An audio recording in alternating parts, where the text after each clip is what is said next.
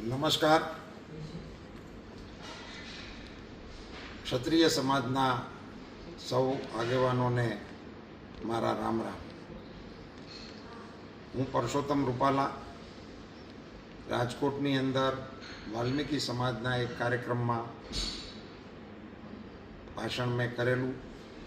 એનો એક video viral થયો છે, જેને લઈને ક્ષત્રિય સમાજના ઘણા બધા આગેવાનોએ મને એ વિડીયા અંગે પોતાની પ્રતિક્રિયાઓ આપી છે, રોષ પણ વ્યક્ત કર્યો છે, સલાહ પણ આપી છે.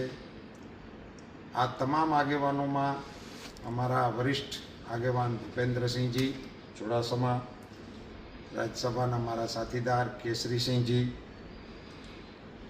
વાંકાનેર સ્ટેટ, અમારા માનધાતાસિંહજી રાજકોટથી, પૃથ્વીસિંહ જેઠવા ઘુમલીથી, તેજપાલસિંહ સરવૈયા ભાવનગરથી, અર્જુનસિંહ વાળા જસદણથી ને હમણાં મનદીપસિંહજી પાલીતાણાથી બોલતા હતા. એ ઉપરાંત અમારા રાજકોટના આગેવાન ભોગુભા, પ્રદીપસિંહજી, કિરીટસિંહજી રાણા વગેરે આગેવાનો સાથે મારી વાતચીત થઈ. એના પ્રતિભાવો પણ મને મળ્યા છે. ક્ષત્રિય સમાજ અને રાજવી પરિવાર અંગેના મારા ઉલ્લેખને કારણે તેઓએ પોતાની નારાજગી અને રોષ વ્યક્ત કરેલો. મેં જે વાત કરતો હતો એમાં મારો આશય માત્ર વિધર્મીઓ દ્વારા આપણી સંસ્કૃતિ ઉપર અને આપણા દેશ ઉપર થયેલા જુલ્મોનું નિરૂપણ કરવાનો હતો. સહેજ પણ રાજવી પરિવાર કે ક્ષત્રિયોને નીચા દેખાડવાનો મારો કોઈ આશય કે ઈરાદો ત્યારેય નહોતો, અત્યારેય ન હોય અને ભવિષ્યમાં પણ ના હોઈ શકે.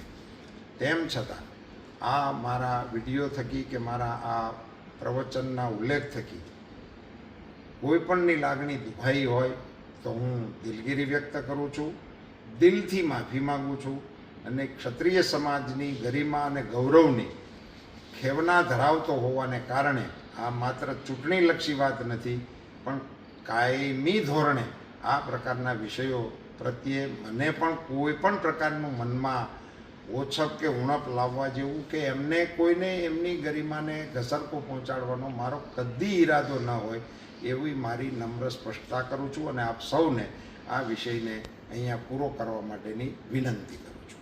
ધન્યવાદ.